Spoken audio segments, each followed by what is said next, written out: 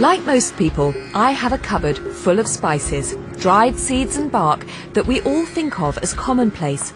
But back in the 15th century, two spices in particular led the Europeans to travel beyond the known world.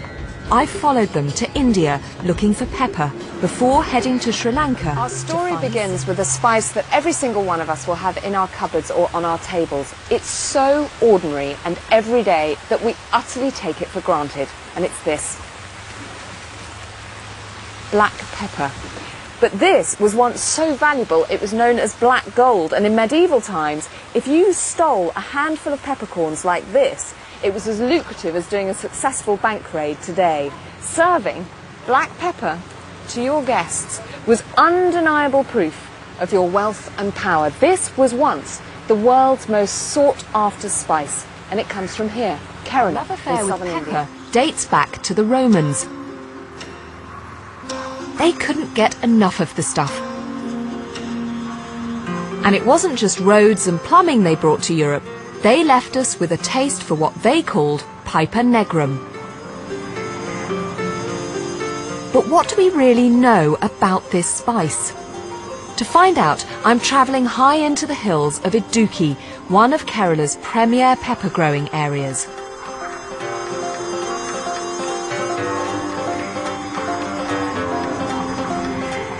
This is sacred and protected land, home to an ancient tribal people.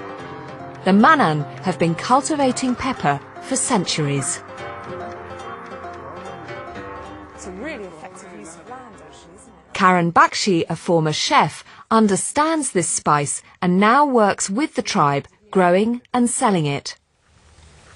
Now I'm going to just have a closer look at what's going on here. I can't believe these are the ladders. Yeah, these are the bamboo poles they use to climb up. I mean, A very traditional practice. It is very traditional, but it looks terrifying. The wine is not that strong. Right, So of course. it creates a very good balance. So you don't want a Yeah, great heavy yes. thing up above it. I mean, you make it look very easy and very comfortable. Can I have a go?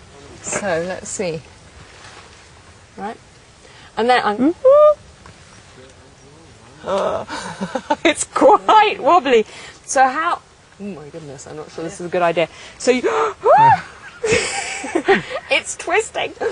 So pepper is basically a creeper, isn't Yes, it? it's a creeper and it's attached to a tree called the coral tree. Mm-hmm. And these are the berries, pepper berries. So you stand up and then you pluck. This is how it's plucked. So and you it's- pluck the whole thing and you Yes, put it put in it your back in your sarong bag, like that. yeah. I'm going to come down. I'm going to leave you to be the expert. Thank you very much. Please carry on. So pepper is probably the most familiar spice to us. Yes. You know, it's good old black Yes. pepper. Is white pepper something quite different? It's a very common question which people ask because they think that white pepper comes from a different tree, Yeah. different creeper. But it's not. The white pepper, the black pepper and the green pepper come from the same vine. What happens with black pepper, you're drying it in the sun. And it's holding up all the flavors and it becomes roasted black color. But what happens with white pepper is you soak them in water to remove the outer skin, the green skin. Okay. And that's what makes it much more milder, and it's white in color and of course not that pungent. Not that Yeah. pungent. So Yeah. that dried would become a black peppercorn. Absolutely, yes. That soaked would become a white peppercorn. White pepper. But it's all the same thing. It's all the same thing.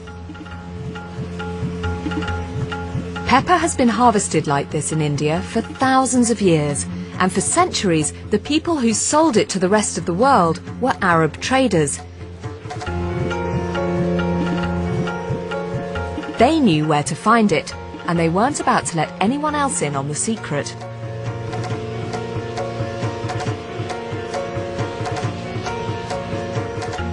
Back in the 15th century, Europeans had no idea how pepper was produced, and to be honest, neither do I.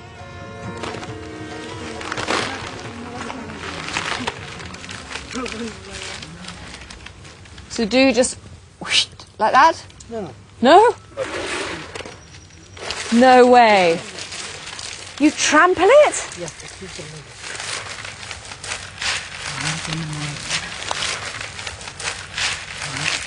Can I try? Yeah. Okay, so like this? It's like a little pepper dance.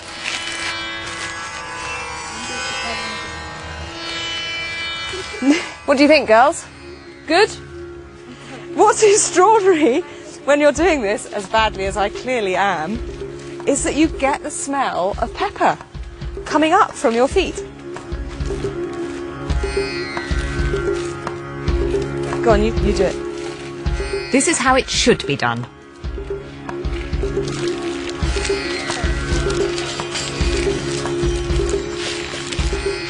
So next time you're grinding peppercorns onto your scrambled eggs of a morning, you can remember how those peppercorns started life. Look at that. One little dance and whole fistfuls.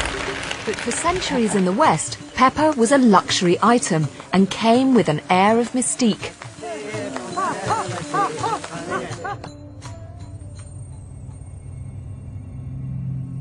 The European map of the world still had plenty of blank spaces, and pepper's unknown origins gave rise to all sorts of fantastic stories. One such tale was that pepper forests were guarded by highly venomous flying serpents. Once the berries were ripe, people would come along and set fire to the forests, driving away the snakes and engulfing the plants in flames. Those flames would turn the berries black and give them their fiery taste.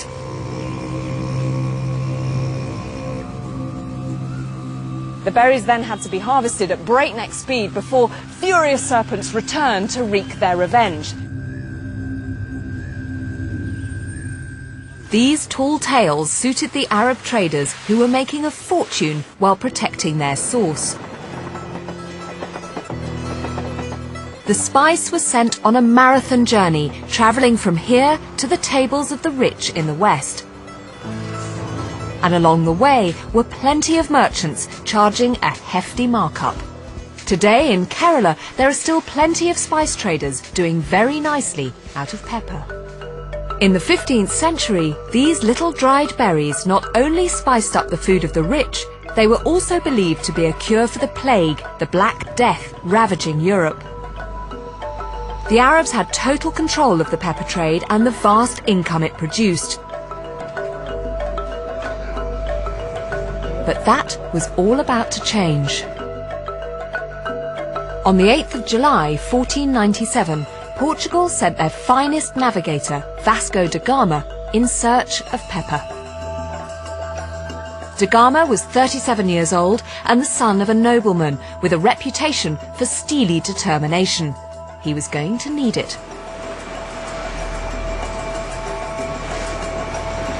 Da Gama's flotilla headed for the coast of Africa, using the monsoon winds to propel them around the Cape of Good Hope and into the Indian Ocean.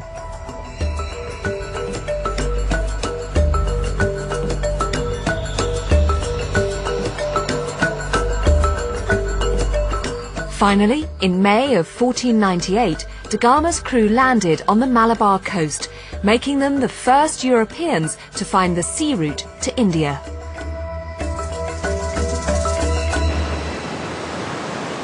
It's reported that Da Gama's little fleet landed here, and legend has it that Da Gama and his men marched up the beach shouting, "For Christ and spices!"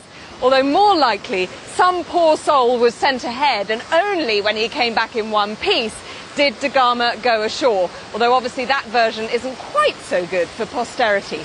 But whatever the truth, there is no denying the fact that the Portuguese had hit the jackpot. They had landed here in Kerala, the birthplace of pepper.